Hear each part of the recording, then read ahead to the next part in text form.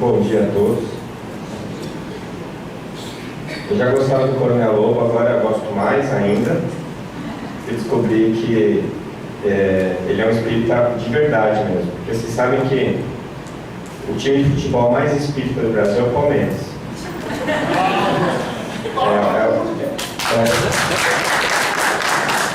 As cores são o branco da luz, o verde da esperança. Estamos na segunda divisão exercitando nossa humildade. Nosso atacante é Allan Kardec e nosso back é André Luiz. Então, vamos usar o verde, né? Bom, nós estamos aqui para fazer uma reflexão com relação ao conceito de saúde. Apesar de nós sermos espíritas e de nós termos esse tom, essa vibração, essa frequência de pensamento nas nossas vidas, no nosso cotidiano, nós ainda estamos atrelados a uma série de conceitos que vêm da sociedade, no qual nós estamos inseridos, e que muitas vezes nos levam a alguns equívocos, inclusive dentro da doutrina. Então, essa discussão, ela gira em torno desse conceito de saúde, que a gente vai falar um pouquinho agora. O que é saúde? Então, a gente vai utilizar a referência da Organização Mundial de Saúde, que fala que saúde não é apenas a ausência de doença, mas é o perfeito equilíbrio ou bem-estar biopsicossocial. Então, vejam bem, para a Organização Mundial de Saúde, você estar saudável não significa você não estar doente. Isso já é uma coisa que choca para a maior parte de nós, porque se nós não temos nenhuma doença biológica, nós dizemos que estamos saudáveis. Se você vai num médico e queixa para ele que você está triste, que a tristeza não está melhorando, ele vai falar que você não tem nada, né? Vai mandar você procurar um psicólogo. E se você não tem nada, por que vai procurar um psicólogo? Né? Dizer, o nosso conceito de saúde, ele está absolutamente atrelado à saúde biológica. E nós não nos damos conta, muitas vezes, que a saúde biológica é a consequência daquilo que vai nas nossas mentes, nos nossos corações. A própria Organização Mundial de Saúde fez essa definição em 1948, né? E essa definição até hoje não foi alterada. Foi feita uma proposta para acrescentar, além do bem-estar biopsicossocial, o bem-estar ecológico e espiritual. Essa proposta foi votada e ela foi rejeitada. Então, para a Organização Mundial de Saúde, ainda saúde é o bem-estar biopsicossocial. Muito bom. O que a gente tem que pensar com relação à medicina atual? A gente está preocupado com os aspectos psicológicos e sociais? Quando você vai no médico, você espera que ele te ampare psicologicamente ou que ele te faça perguntas com relação à sua condição social? O médico, quando ele está trabalhando e ele recebe um paciente com uma queixa específica, será que este médico, ele pensa no bem-estar psicológico do seu paciente, no bem-estar social? Ele se preocupa com a questão ecológica e espiritual do paciente que ele está procurando? Então, mesmo essa definição, que é tão antiga da Organização Mundial de Saúde, e que nós consideramos incompleta, mesmo essa definição, ela não é levada em consideração pela medicina atual. E quando eu falo medicina, eu não estou falando apenas dos médicos, porque a medicina que existe em uma sociedade é aquela que emana da sociedade. A verdade é que o profissional que trabalha para a sociedade, ele é formado segundo as características que a sociedade lhe impõe. Então, não é apenas a formação do médico, que é uma formação materialista e que precisa ser modificada, Mas a visão da população com relação a esta formação materialista precisa ser modificada. Eu já tive experiência no meu consultório algumas vezes de pacientes que ficam ofendidos ou que se sentem menosprezados quando eu tento tirar uma história espiritual dele, quando eu tento descobrir qual é o sistema de crenças dele, quando eu tento ir um pouco mais fundo no universo que é a vida dele para tentar descobrir o que é que está causando aquela doença e como eu posso intervir de maneira a ajudá-lo a se reequilibrar. Então, na verdade, nós temos, mesmo nessa definição incompleta da Organização Mundial de Saúde, que não leva em consideração as questões psicológicas nem espirituais, nós constatamos que nós não fazemos uma medicina nem que supra o objetivo de saúde que está contido no conceito da Organização Mundial de Saúde. Nós estamos restritos a uma medicina biológica, né, e que se ocupa apenas do seu corpo biológico. Mas, qual seria a base da medicina que nós praticamos? Nós estamos no Brasil, as escolas médicas brasileiras têm uma origem mista. Uma boa parte das escolas de medicina nasceram da escola italiana, em São Paulo principalmente, com Povero e outros que vieram da Europa para ensinar medicina no Brasil. A gente tem uma boa parte das escolas que tem origem francesa e a origem americana, mais recentemente, a influência da escola americana de medicina. Todas essas escolas são ocidentais, e todas as escolas ocidentais, elas partem do modelo hipocrático. A escola de Kos, a ilha de Kos, na Grécia, que abrigava a escola de medicina liderada por Hipócrates. Hipócrates, que era médico e filósofo, amigo de Sócrates, e cujo diferencial das escolas de medicina da época era ele levar em consideração os aspectos filosóficos na sua profissão. Ele discutia os aspectos de saúde com Sócrates e Sócrates discutia os aspectos de saúde com Hipócrates. E eles estavam tão à frente do seu tempo e pensando numa medicina tão mais completa que quando Hipócrates desencarna, nenhum dos seus discípulos teve condição de continuar o trabalho que ele desenvolveu até então, fazendo com que a medicina entrasse num período de trevas, de ostracismo, de uma medicina chamada medicina galênica, que se pautava em bases falsas e que preconizava o sangramento, a sangria, a sanguessuga, os vomitórios, para retirar os fluidos malsanos do corpo dos pacientes. Então é um período da medicina extremamente curioso, porque foi a única época em que a civilização ocidental, os ricos morriam mais e mais rápido que os pobres, porque os ricos podiam pagar os médicos, né? Então você tinha dinheiro, você podia pagar um médico, ele chegava lá, já de cara já te prescrevia uma sangria, você não melhorava, dava outra, e outra, e outra, e os vomitórios, e daqui a pouco você já estava desidratado, anemiado, e podia morrer com uma simples gripe, por exemplo, né? Então, esse período todo que precisou ser resgatado, quando vieram outros médicos, como Paracelso, por exemplo, como Mesmer, que vieram fazer renascer uma medicina científica, isso tudo ficou na dependência de um pensamento, que foi o pensamento, a pedra fundamental da medicina ocidental, que é o pensamento hipocrático, né? E que ainda hoje, nós médicos, ainda fazemos o juramento de Hipócrates no momento da formatura, né? Muitas vezes vira o juramento de Hipócritas, né? Não de Hipócrates, dependendo do que vai no coração e na cabeça de quem está jurando. Mas que é, na verdade, uma base bastante sólida e segura, a partir da qual, na minha opinião, nós devemos construir a medicina mais moderna, a medicina atual. Qual era o conceito de saúde para Hipócrates? O conceito de saúde para Hipócrates era dependente de influxos ambientais. Então ele já começa falando dos aspectos ecológicos.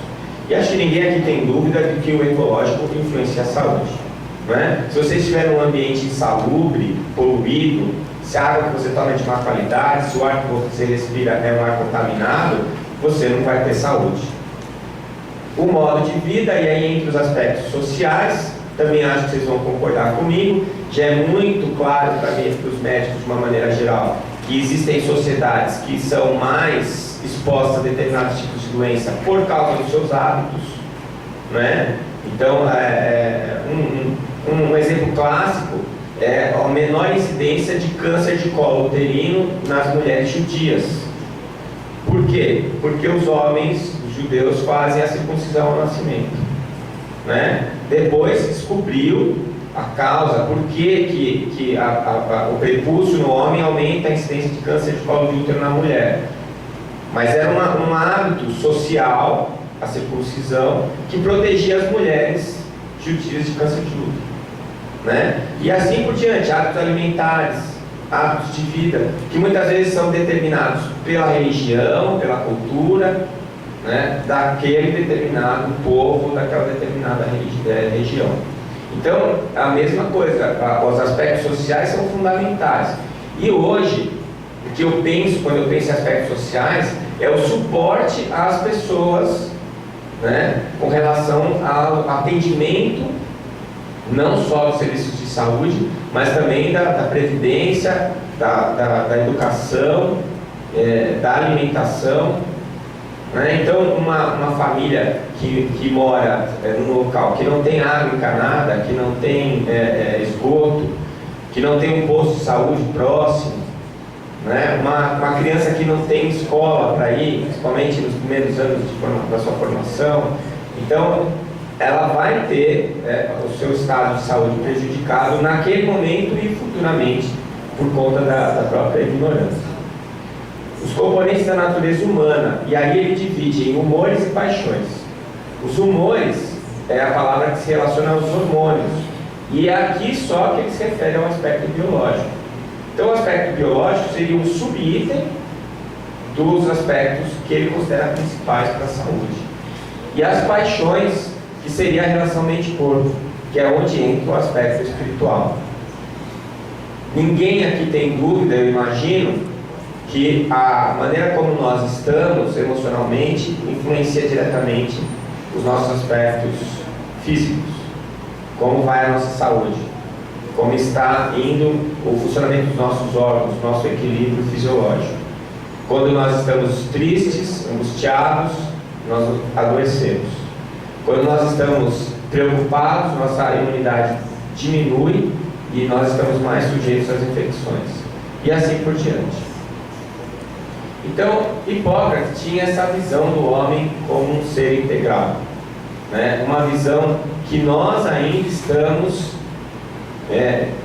desenvolvendo. Porque, como eu disse no começo, apesar de nós sabermos na teoria que isso é verdade, nós estamos muito, muito distantes na prática de fazer esse tipo de medicina. Então, para Hipócrates, a saúde é um equilíbrio. Equilíbrio, ou como nós dizemos em fisiologia, homeostase. A palavra homeostase significa equilíbrio, mas é um equilíbrio, homeo é o mesmo, estasis parado, o mesmo parado. A impressão que a palavra dá é que é uma coisa extremamente estática, mas a homeostase é extremamente dinâmica. Nós precisamos mudar todos os dias para continuarmos os mesmos. As nossas células do corpo mudam, as células da pele se descamam, as células do revestimento gastrointestinal são trocadas, né? O nosso sangue a cada 120 dias muda completamente, as massas do sangue são modificadas. Existe um trabalho que fez uma avaliação das moléculas, dos átomos que formam o nosso corpo. Em 2 anos nós já trocamos 80% dos átomos do nosso corpo. Então, quando você está casado há muito tempo, acorda de manhã, olha para o lado e fala assim: não foi com ele com quem eu me casei. Você está certa. Ele já trocou várias vezes, você trocou várias vezes de marido sem perceber. E vice-versa, né? Isso é um desafio, inclusive, para os materialistas. Quer dizer, se a matéria que compõe o seu corpo é tão transformada, é tão modificada, tão renovada, não pode ser nela que está a sua identidade, né? Deve existir uma identidade que as organize, não o contrário. Então, esse equilíbrio, essa homeostase, ela é biológica, mental, social, ecológica e espiritual.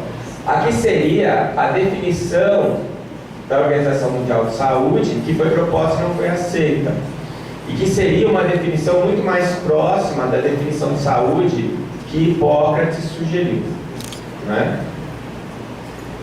Quais são as conclusões que eu tiro então dessa reflexão a respeito do conceito de saúde? Primeiro, o conceito da Organização Mundial de Saúde está incompleto, né?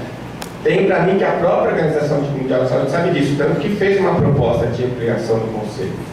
Segundo, a medicina que nós praticamos está incompleta, porque nós não fazemos uma medicina integral. Nós fazemos uma medicina voltada para o biológico e raras vezes, agora crescendo um pouco mais, os médicos que aceitam as terapias complementares, né? O conceito transdisciplinar está sendo instalado na medicina e ele é fundamental para fazer uma medicina integral. Então, a medicina integral é aquela que vai relacionando vários profissionais de saúde que vão agir sobre as várias facetas que constituem o ser humano. Então, não dá mais para você trabalhar isoladamente. O fisioterapeuta, o psicólogo, o médico, o dentista, o terapeuta ocupacional, assistente social e tantos outros profissionais que juntos formam uma equipe que vai dar uma assistência integral ao seu paciente.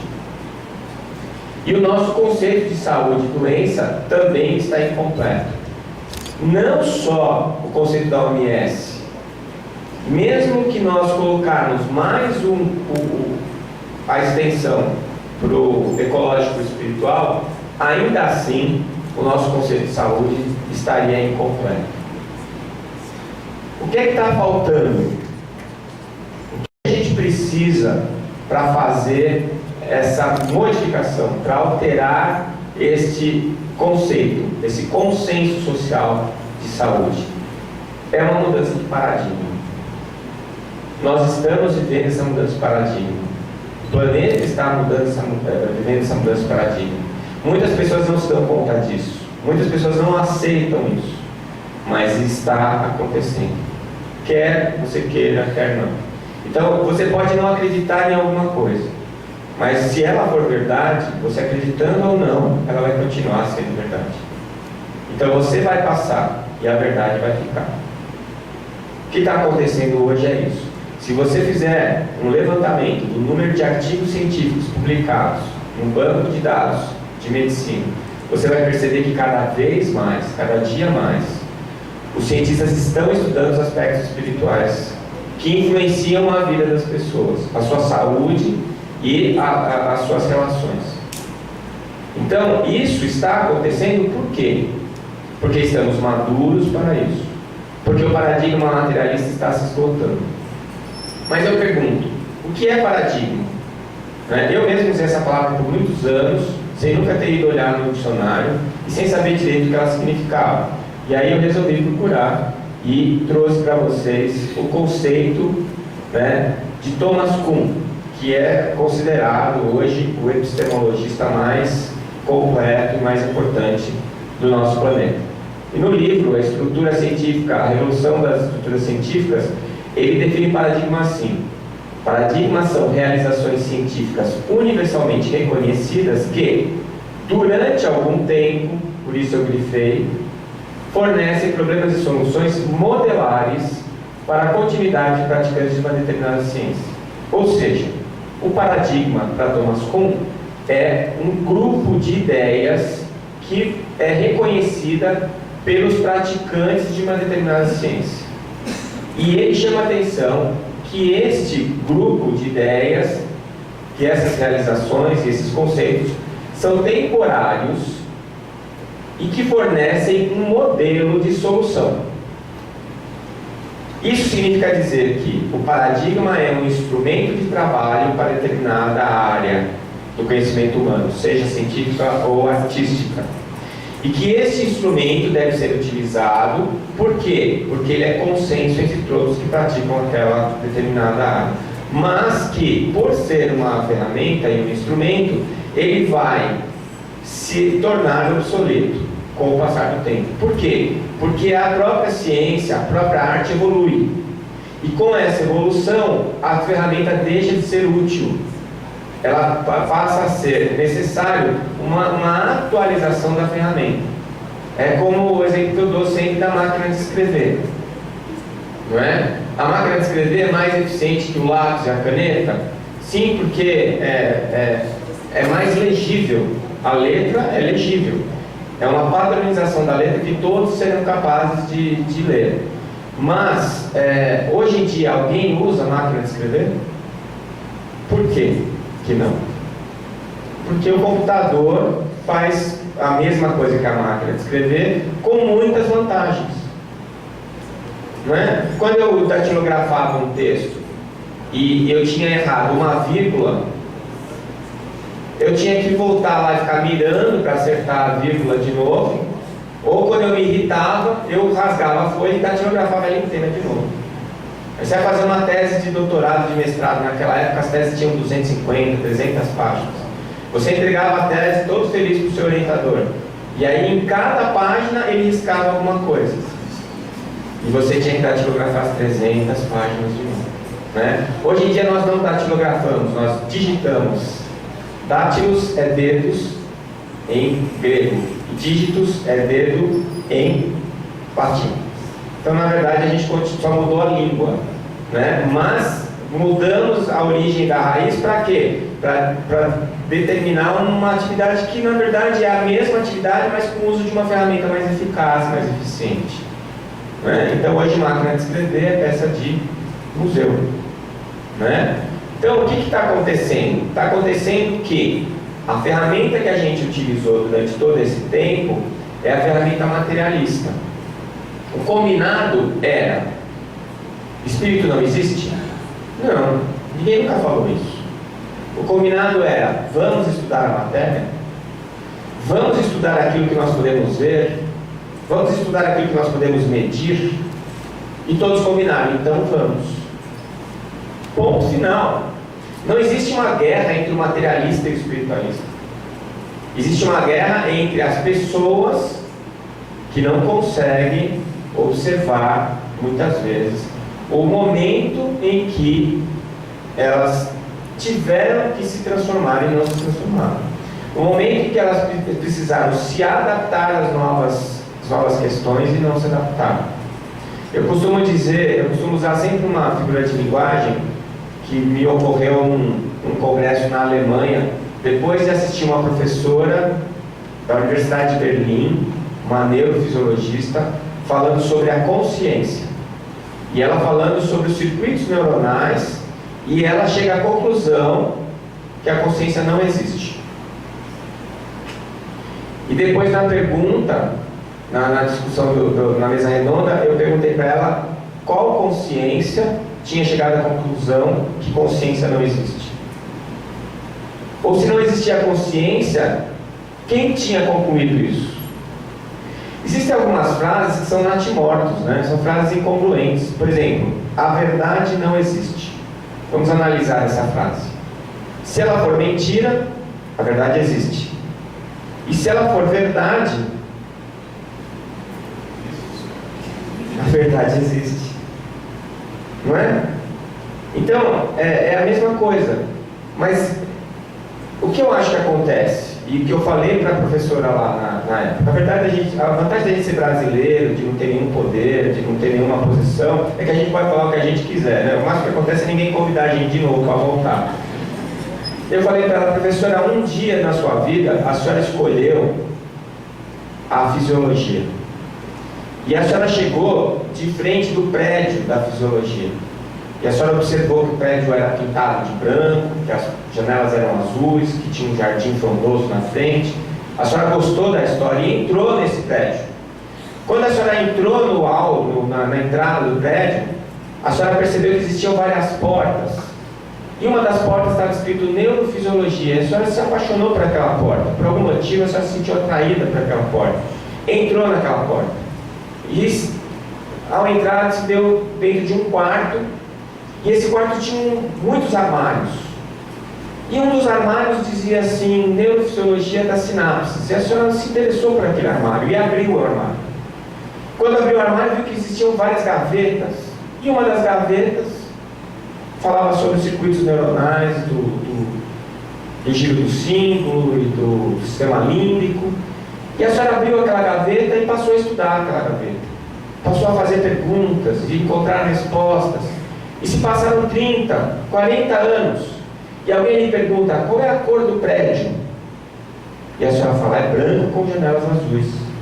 E a senhora não sabe que o prédio já foi pintado. As janelas já não são mais azuis. Se a senhora parar e fechar a gaveta, vai ver que o armário já foi reformado. E que existem outras gavetas. Que naquele quarto que a senhora entrou, já existem outros armários. E que existem outras portas e outros quartos dentro dessa casa. Quando o cientista se aprofunda demais em um determinado estudo, ele perde a visão panorâmica. E o conjunto de conhecimento que foi angariado durante muitos anos, ele muda o panorama geral. Isso aconteceu com Bruce Lipton. Quem já leu o livro Biologia da Crença sabe disso. Ele estudava células clonadas. E ele passou tantos anos da vida dele fazendo isso, até que um belo dia ele teve uma crise existencial e decidiu largar o laboratório. E saiu de lá. E foi ajudar uma banda de rock. E saiu viajando o mundo, ajudando a construir o palco para uma banda de rock.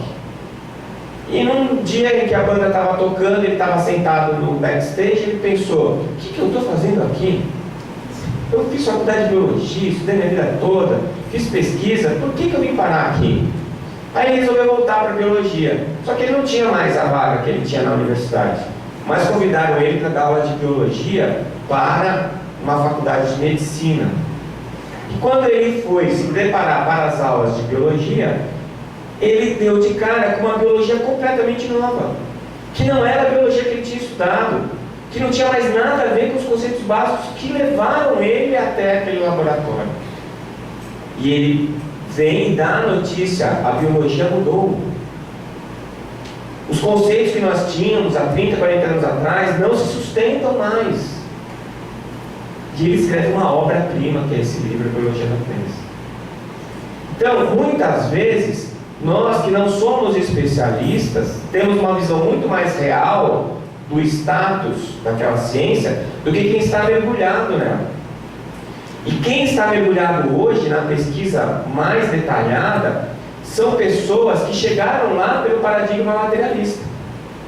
É muito pedirmos a elas que tenham uma visão panorâmica. Mas quem está chegando no prédio, os novos, vão chegar com outra visão. E quando eles forem argumentar com aqueles que estão lá estudando a gaveta, eles vão dizer, mas o senhor não sabe que o prédio não é mais branco, foi pintado de amarelo? O senhor já não sabe que as janelas foram trocadas por janelas de vidro e elas não têm mais cores? O senhor não sabe que esse armário está sendo reformado e que nós não estamos mais precisando de gavetas, porque o conhecimento está sendo acumulado em compartimentos únicos? E aí, como disse a Stevenson, a ciência evolui na medida dos funerais, porque esses vão tendo que desencarnar para os próximos que vêm vão instalar esse novo paradigma. Então, o paradigma materialista, que ainda é o paradigma em execução na biologia, está em transição. Ele reduz a pessoa ao seu corpo biológico. O homem é uma máquina e o médico é o mecânico, consertador da máquina. O pior do que o médico achar que ele conserta a máquina é o paciente querer que ele conserte, né? Você vai trocar a sua válvula do coração, não dá para fazer igual você troca a válvula do carro. Não dá para você deixar o seu coração lá, pegar um sobressalente, depois voltar para pegar o novo. Não é? Você é que tem a doença. Não existem doenças, existem doentes. E o médico não pode tratar uma coisa que não existe, que é a doença. Ele só pode tratar e ajudar o que existe, que é o doente, né? Então, o materialismo ignora essa transdimensionalidade do ser. Não é que ele diz que não existe, ele não considera. É diferente, né? A cura não é atributo do médico, é atributo do paciente. Então não adianta você querer terceirizar a culpa do que você está vivendo. E aí eu respondo a pergunta do Celso de outros, na minha opinião: por que será que nós temos tão poucos espíritas? Porque dá trabalho. E olha, vou te dizer, desses 3 milhões aí de espíritas, a gente tem que fazer uma divisão. Tem gente que entrou para o espiritismo, mas quantos será que deixaram o espiritismo entrar dentro deles? Porque tem uma diferença muito grande entre essas duas pessoas. Eu posso entrar para o espiritismo e ainda assim não ser espírita. Eu preciso que o espiritismo entre em mim, porque quando ele entra, ele revoluciona o meu jeito de pensar, o meu jeito de agir, o meu jeito de viver, o meu jeito de falar com as pessoas que estão ao meu redor. Quantos de nós podem dizer que o espiritismo está dentro? Eu não me arrisco. Estou me esforçando, mas ainda não me arrisco. Porque frequentemente me pego fazendo e pensando coisas que não são compatíveis com a doutrina espírita. Frequentemente me pego idealizando coisas que são falsas, que não são verdadeiras, mas que acabam ainda ocupando o espaço principal na minha vida, na minha motivação, na quantidade de energia que eu gasto diariamente. E aquilo que realmente interessa, aquilo que realmente é importante para mim, eu acabo deixando para trás.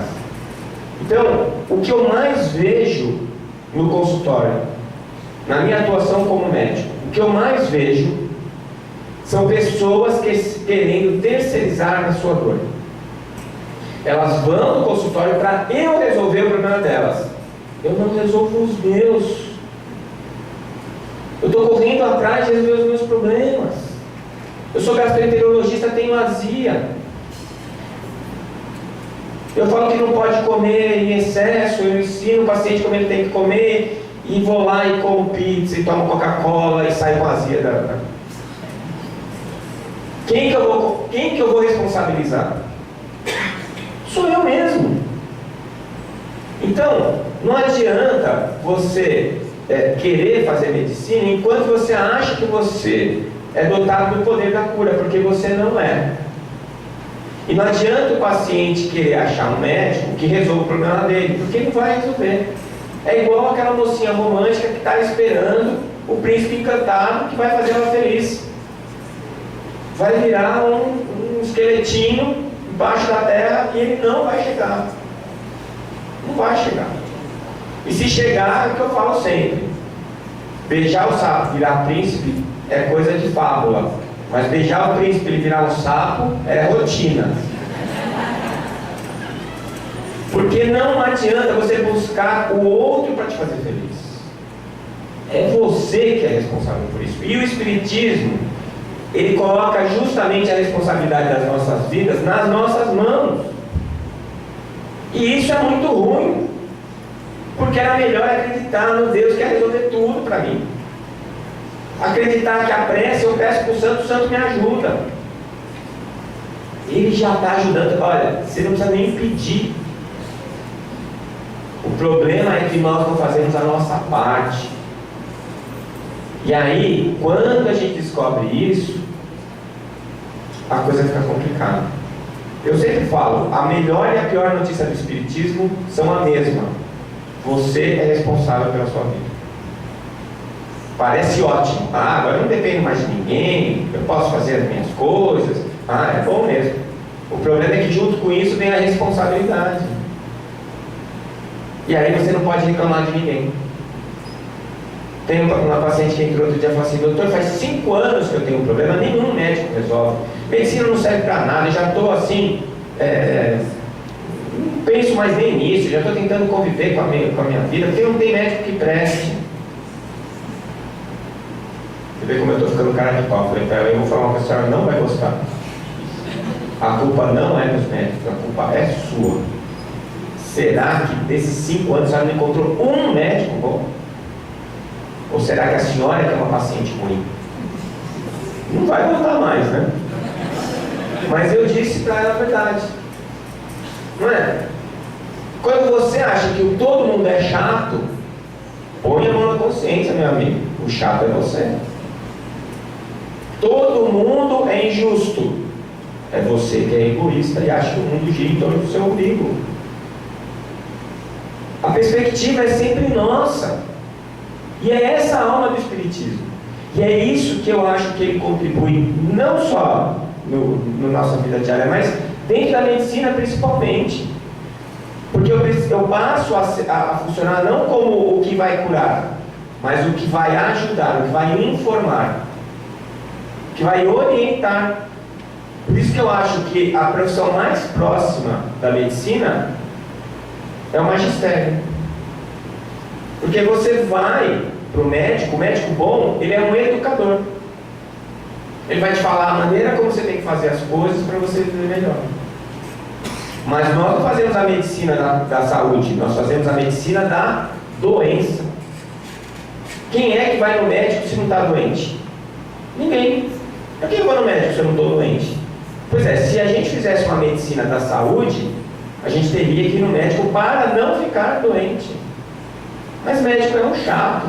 Ele fala que você não pode fumar, ele fala que você não pode beber, ele fala que você tem que dormir de estômago vazio, né? Que você tem que mastigar bem. Ah, doutor, não dá para mastigar, eu não tenho tempo. Por que você não tem tempo? Ah, eu tenho que correr porque eu tenho muita coisa para fazer. O que você tem que fazer? Ah, eu preciso trabalhar, eu preciso ir aqui, eu preciso ir ali. Então, tá bom. Qual é a sua opção?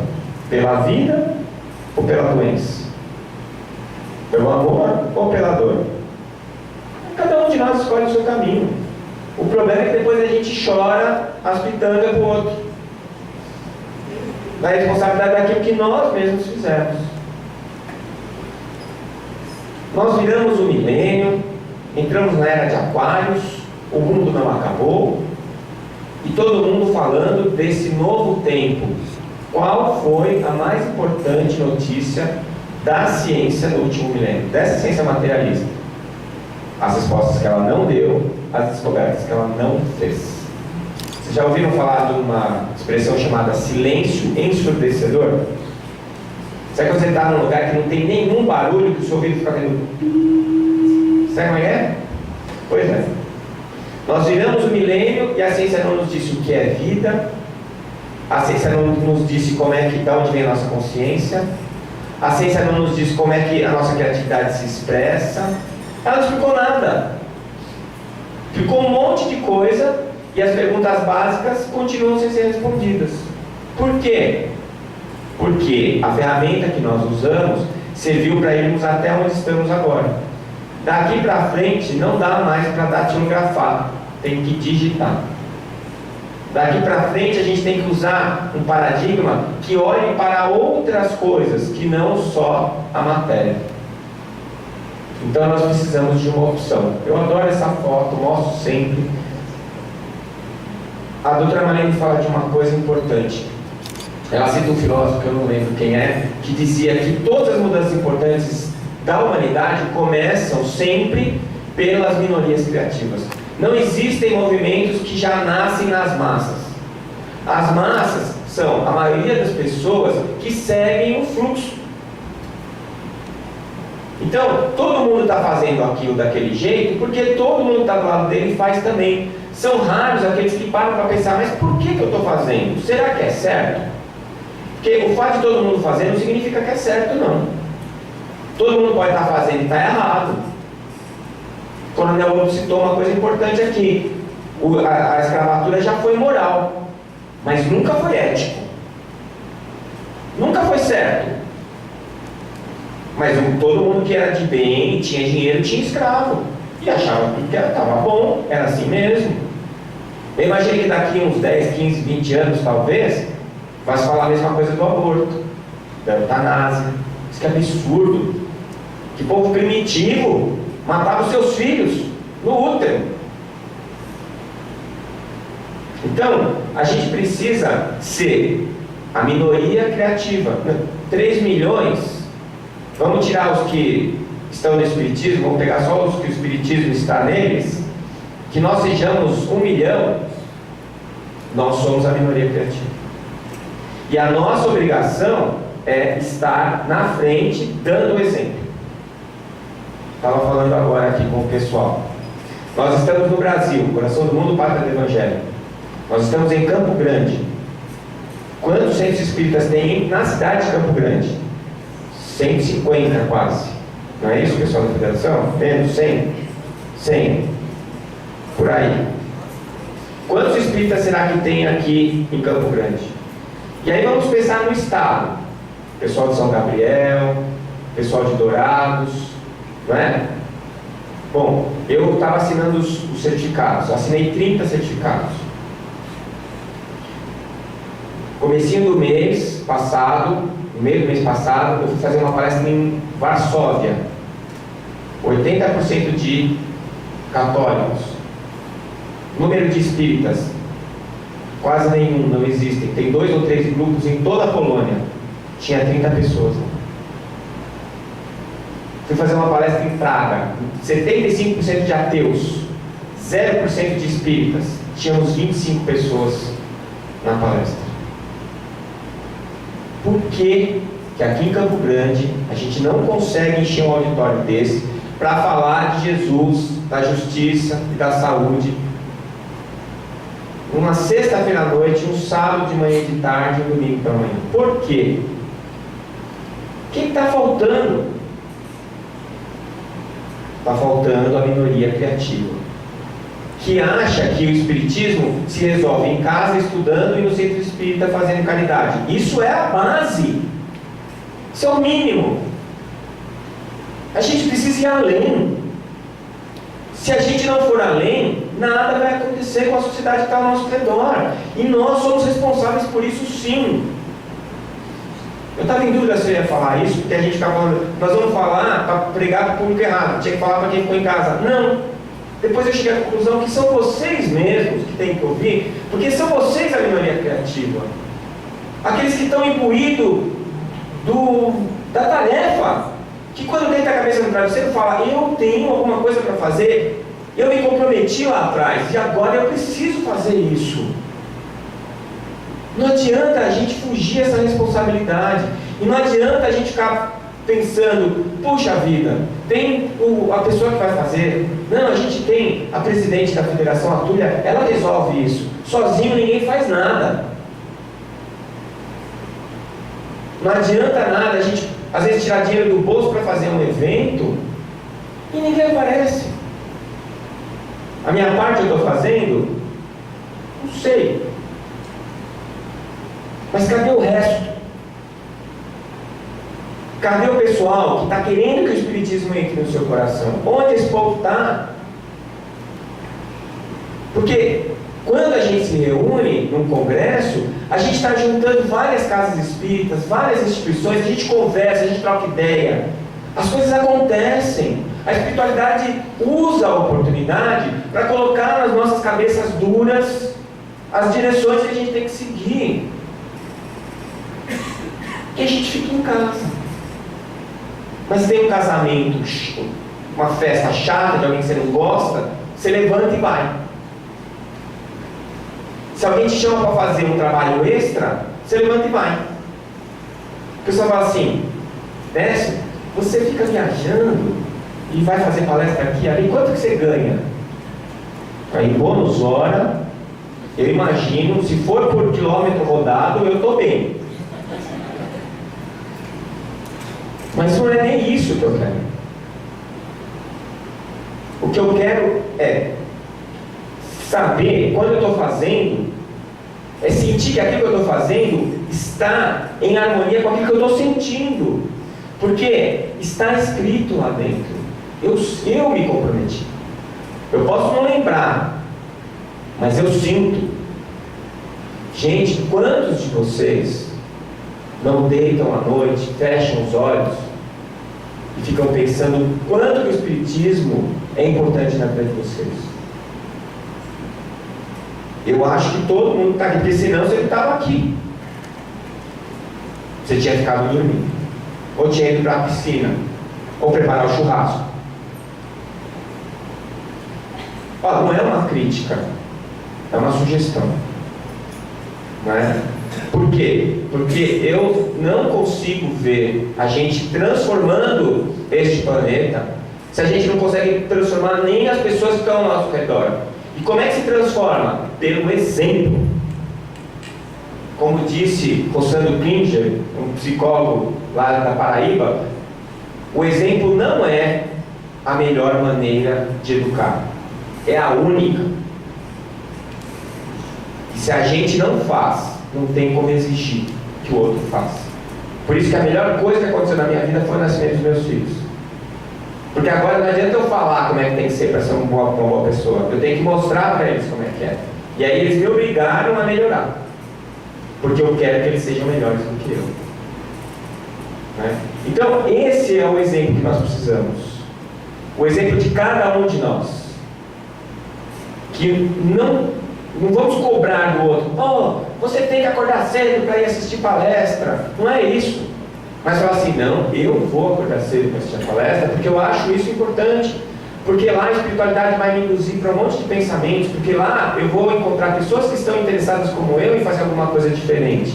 Porque lá eu vou encontrar o pessoal daquele centro, e nós juntos vamos construir alguma coisa maior, mais forte e mais importante do que a que nós já temos. Que não é ruim, mas ainda não é o suficiente. Nós não queremos que todos virem espíritas, mas nós queremos que todos encontrem o caminho da verdade, o caminho do amor, a saúde espiritual.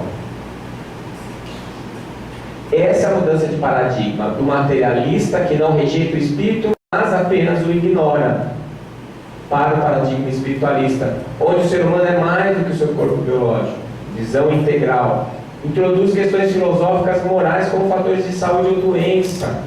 Já tem um pessoal em São Paulo que fundou a filosofia clínica. Eu acho lindo isso, acho que tem tudo a ver. Você discutir os aspectos filosóficos e a partir dessa discussão você encontrar o seu equilíbrio. Isso é conceito de saúde espiritual. Esse é um conceito de saúde mais completo. Ah, mas quantas vezes eu ouvi isso? Mas você fala isso, mas e Chico Xavier? Chico Xavier teve um monte de doença. A pessoa mais saudável que eu tenho notícia. Depois de Jesus, o cara mais saudável que eu tenho notícia é o Chico Xavier. Porque a doença biológica significa um ser doente. Se você é atropelado e quebra uma perna, você é doente. Se você está gripado porque estava triste, porque uma pessoa que você gosta te tratou mal, ou porque você teve um descontrole e brigou com alguém, e aí você adoece, isso é falta de saúde? Não necessariamente. O foco central da atenção é a pessoa e não a doença. E isso é uma mudança radical e fundamental. E reformula o conceito de cura. A doença biológica pode ser a cura para o espírito. Quantos e quantos indivíduos que a gente vê que morrem curados? Com a permissão aqui, da Túlia que não está aqui, eu vou citar um exemplo do Dr. Flávio. A última vez que nós conversamos, ele falou: essa doença foi uma das melhores coisas que aconteceu na minha vida. Me ensinou um monte de coisas que eu ainda precisava aprender. E isso é morrer curado. Esse é o significado da doença. Não é o significado da saúde. A saúde vai além da doença biológica. Porque a doença biológica, ela passa a ser, pela visão espiritualista, não um entrave, não um problema, mas uma solução, ou pelo menos a indução para a condução de uma nova solução para as nossas vidas. Essa visão integral que nós não temos que desfragmenta o paciente, porque hoje é assim, o paciente vai esquartejado. Você está com dor no joelho, você vai no ortopedista? Mas no ortopedista de joelho. Se a dor for nas costas, vai no ortopedista da coluna. Se você tem um problema gastrointestinal, você vai num gastro, mas se for no intestino, você vai no prócto. E assim vai indo, e você vai ficando um pedaço de você em cada canto. E se você está triste, ou doente, ou angustiado, você vai no psicólogo. Mas se precisar de um remédio, além do psicólogo, você precisa de um psiquiatra. E aí vai aquela fila de médicos. Tem uma pacientinha minha que ela tem 10 médicos. E ela fala assim: doutor, eu posso vir aqui quando eu tiver dúvida e não souber para que médico eu tenho que ir? Porque o senhor pelo menos conversa comigo. Eu falei: pode vir. Pode vir que a gente conversa. Aí eu já me peguei para ter a infecção urinária dela. Aí eu dou remédio para o estômago, para dor de cabeça. Até uma encravada dela eu já tratei. Pai, eu sou médico, não dá para resolver? Dá, se eu tiver dúvida aí eu chamo o colega. Mas eu estou ali para orientar ela. É o efeito pedagógico. Tratar o doente, não a doença. Valorizar os aspectos morais. Valorizar os aspectos espirituais. Isso aqui nós ainda vamos chegar lá, porque o que nós estamos hoje conquistando na medicina a medicina reconheceu que o que o paciente acredita influencia a saúde dele. Mas nós vamos além ainda, porque a psiquiatria vai mudar completamente quando a medicina admitir a mediunidade. E quando colocar a mediunidade como um fator fisiológico, que é, e começar a estudar as doenças que acometem a mediunidade, que é a mediunidade patológica, que nós vamos entrar no que nós espíritas chamamos de obsessão. Vai ser uma revolução na psiquiatria. Nós vamos diminuir radicalmente o número de pessoas nos manicômios. Nós vamos melhorar a qualidade de vida de uma infinidade gigantesca de pessoas que não vão parar no manicômio, mas que vivem tomando remédio porque não sabem o que tem. E o que elas têm é uma influência espiritual por conta da sua mediunidade. Então nós estamos caminhando para essa direção. E a aplicação do conceito de saúde da Organização Mundial de Saúde estendida e ainda mais a espiritualização. Não adianta a espiritualização só do paciente, porque o paciente é espiritualizado. Precisa a espiritualização do médico. Então o médico tem que ser espírita? Não. Ele tem que admitir a existência do espírito dentro das suas condições e do seu sistema de crenças. Então aceitar a noção intrínseca da transcendência, que isso aqui a ciência vai nos levar para isso, eu não tenho a menor dúvida. Afastar os dogmas religiosos. Racionalizar a fé, porque a fé é aquilo que você sabe que é verdade e você pode se enganar. Então, para você não se enganar, você tem que discutir os conceitos. Você precisa pôr à prova esses conceitos com a sua experiência, com a sua vida. Então você vai receber as influências na leitura, na palestra. O Coronel Amor falou sobre isso aqui. Mas aquilo que vai ficar no seu coração, que é a verdade, é a sua fé que vai sendo construída a cada passo, a cada conquista. É unir a ciência e a espiritualidade. Esse é o novo paradigma. É atrás disso que nós estamos. Então, diante desse novo paradigma, nós precisamos de uma nova definição de saúde. Então, como eu disse anteriormente para vocês, eu acho que nem a definição estendida da OMS é completa. Por quê? Porque, e se eu não tiver um bem-estar físico, será que eu não tenho saúde? E essas pessoas que têm doenças degenerativas e são saudáveis? Eu estava conversando sobre isso com um reumatologista outro dia. E eu não sou reumatologista, mas eu gosto de observar as pessoas. E eu notei uma coisa: os pacientes que têm fibromialgia, geralmente são pacientes que sofrem muito, são bastante perturbados, são melancólicos, tristes. E aí você pega um paciente que tem artrite reumatoide, que traz uma dor lancinante, uma deformidade importante no corpo, geralmente eles são serenos, são tranquilos, entram sorrindo no consultório. A etiologia da doença está com certeza envolvida nisso. Eu não sei explicar, mas eu falei isso para uma reumatologista recentemente. Ela falou assim: olha, você tem razão, eu não tinha prestado atenção nisso, mas é verdade. E eu não sou nem reumatologista nem nada. Quando chega uma paciente reclamando de fibromialgia, eu falo assim: você dá passe? Você cuida de alguém, dá banho em criança, cuida de um idoso, vai que vai melhorar, e melhora mesmo. É excesso de energia represada, não é? Em vez de você ficar na cama chorando a dor, haja, não é? Vai doar energia e melhora.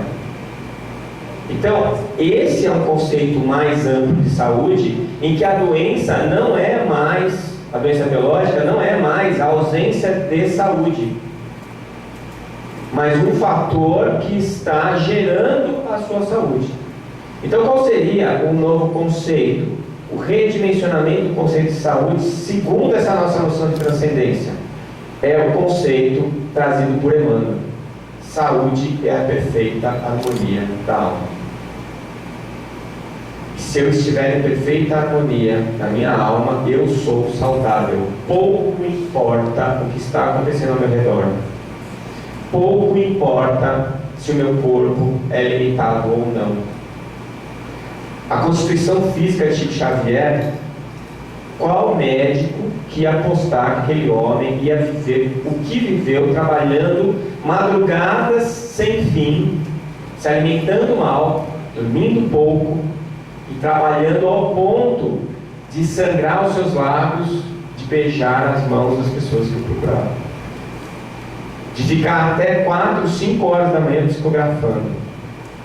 Gente, quem é de nós que conseguiria fazer um mês isso que Chico fez 95 anos? E alguém vem dizer que ele não é saudável? Será que nós somos saudáveis? O nosso corpo biológico acusa muitas das nossas dificuldades, mas quando ele acusa, isso não tem que nos servir de motivo de modificação, de transformação, porque a verdadeira saúde é a perfeita harmonia da alma. Estamos nos tratando quando vamos no centro espírita, não tomar o passe, mas ouvir a palestra. Mesmo que o orador seja ruim, a palestra é útil. Porque quando ele fala, ele pode chegar e falar um monte de bobagem, e você vai refletir e falar: isso é bobagem, isso não é, isso é bobagem, isso não é. Quando eu me dei conta disso, é que eu comecei a ficar mais à vontade como orador, porque eu ficava desesperado. Depois que eu descobri que falando bem ou falando mal, a espiritualidade dá um jeito de aproveitar o que você faz, aí eu relaxei. Eu falei: não, vamos lá, né? Mas às vezes você vê coisas como, por exemplo, você chegar no centro espírita, as pessoas conversando enquanto o palestrante está fazendo a palestra, e aí vai levantando para tomar o passe e está todo mundo ignorando o palestrante. Está ignorando o palestrante, ele às vezes está sintonizado com a espiritualidade, ninguém está aproveitando aquela sintonia. O passe muda a sua aura, muda a sua psicosfera? Claro que muda, mas é só superficialmente. Se a indução não vier de dentro, na primeira poça de água que você pisar, no primeiro palavrão que você falar, no primeiro desbaltério que você ouvir, já foi tudo embora. Aquela harmonização que você recebeu vira uma casca. E aí tudo muda. Agora, se você vem de dentro para fora, se você sai coçando a cabeça com a palestra, assim: será que o que ele falou é verdade? Será que eu preciso mudar alguma coisa? Aí você está em processo de cura. E não foi o palestrante que te curou, não. Ele te lembrou o que você precisa fazer. Ele te lembrou onde é que você precisa se transformar. E aí sim, a cura é o restabelecimento do equilíbrio da alma. Por isso que a gente morre curado, às vezes. Por isso que a doença, ela pode te levar à morte do corpo biológico. Mas afinal de contas, o que é eterno? É o teu corpo biológico ou a tua alma? Em que você tem que investir? É no corpo ou na alma? Então, se você usa o corpo para morrer, para aprender alguma coisa que vai curar a sua alma, qual é a vantagem? Ou qual é a desvantagem, melhor dizendo? Ao contrário, boa parte do motivo pelo qual você tem um corpo biológico hoje é para drenar as suas más tendências e para fazer com que você experimente, através da dor, um redirecionamento da tua vida, da tua maneira de pensar e principalmente da tua maneira de agir. que eu acho que é onde nós estamos como espíritas. Eu, pelo menos, me vejo assim. Eu já mudei a minha maneira de pensar. Eu sei disso, eu percebo isso. Mas eu ainda não consegui mudar a minha maneira de agir. Está sendo mais difícil do que mudar a maneira de pensar. Como disse Voltaire, né, é o 1% de inspiração já foi. Agora os 99% de transpiração é que está difícil. Mas é a hora em que eu preciso dos 2 P's. Persistência, paciência. Porque só assim eu vou conseguir me transformar. Parar de jogar para o outro, assumir a responsabilidade da minha vida e tentar me transformar. Todo santo dia. Na hora que eu levanto e faço minha prece. Olha, tomara que eu acerte mais hoje do que ele. E na hora que eu vou deitar, obrigado pelas oportunidades que me deu. E é cada diazinho. A sensação que eu tenho é que eu vou dormir igualzinho quando eu acordei. Às vezes eu tenho a sensação que eu fui dormir pior. Eu só não acho que é porque Kardec falou que não dá para piorar. Isso aí só melhora. Mas às vezes a gente descobre que algumas coisas que a gente achou que era bom, a gente descobre que não era. Quando eu saí de Santos para vir para cá, para Campo Grande, eu descobri isso. Eu me achava o espírita. Eu achava que eu tinha resolvido um monte de problema na minha vida, a minha vaidade. Eu achava que eu não era mais tão vaidoso. Aí eu saí de lá de Santos, vim para cá, minha vida virou do avesso, né? Cheguei aqui desempregado. Nossa, eu descobri que eu estava longe do que eu achava que eu era. Então, eu acho que é todo dia a gente tem que fazer esse processo de cura. E somos nós que fazemos isso. É preciso levantar os olhos além do horizonte estreito de uma única encarnação para a gente poder perceber que a doença física pode ser o caminho da cura. Agora eu pergunto para vocês. Eu sei que tem gente que não vai gostar do que eu vou falar aqui. Mas um centro espírita que tenha reuniões de cura. Quem é que frequenta essas reuniões? Quais são as pessoas que vão procurar um centro espírita para uma cura? E o grupo que faz o trabalho está visando que cura? Será que eu estou sendo muito rígido? Ou será que a gente só vai no centro espírita para a cura quando a medicina física não deu certo? E em vez da gente ir para curar a alma, a gente vai lá procurar uma cura milagrosa do corpo físico. O que é centro bom que faz cura? É o centro que reforma e consegue fazer verdadeiros espíritos, verdadeiros cristãos? Ou é aquele que faz a dor sumir, faz o câncer desaparecer? Gente, o que é que nós estamos indo fazer no centro espírita quando a gente vai buscar cura? Se a gente vai buscar cura do corpo, a gente está fazendo o mesmo erro que a medicina está fazendo. Porque, volto a insistir, é a sociedade que dita o que é que ela quer. Então você não vai lá para aprender a palavra de Jesus. Você não vai lá para entender como é que funcionam as leis naturais e para entender por que você está doente. Você vai lá porque você quer se livrar da doença, não importa a causa. Você está negando a você mesmo a oportunidade de reforma. Não estou falando que eu sou contra. Eu estou falando que não tem centro espírita que só faz isso. Gente, é o Evangelho que transforma. É a palavra de Jesus. Não adianta ficar lá querendo fazer milagre. Não existe milagre. Se eu tiver que ser operado, eu prefiro que um cirurgião me opere, que estudou a vida inteira. Agora, se eu quiser uma reforma íntima, uma cirurgia profunda, eu vou buscar, é no livro, é na conversa edificante, é na palestra do meu irmão, é na convivência com outras pessoas que estão passando por problemas às vezes mais sérios que os meus e estão vivendo mais felizes do que eu. É a convivência fraterna. Isso é a única cirurgia que cura, é a cirurgia da alma, é a reforma íntima. Será, gente, nós estamos fazendo isso? Será que nós estamos no lugar certo? Será que os centros espíritas estão voltados para aquilo que Jesus nos designou? Gente, não tem mais chance, ele veio há 2000 anos. Não deu certo. Ele mandou Francisco de Assis. Não deu certo. Ele mandou a reforma. Não deu certo. Agora, gente, é o Espiritismo.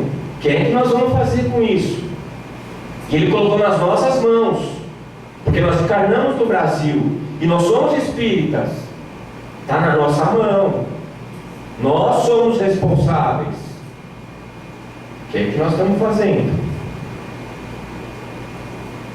O passe virou a hóstia virou o passe. O inferno virou um umbral. O demônio é o obsessor. O exorcismo é a desobsessão. Pessoal, não era nada disso que eu tinha preparado, viu? E tem alguém bem bravo, que vocês me desculpem. Então, adoecer não é punição, doença não é castigo, é oportunidade. Toda medicina honesta é serviço de amor, atividade de socorro justo, mas o trabalho de cura é peculiar a cada espírito. André Luiz.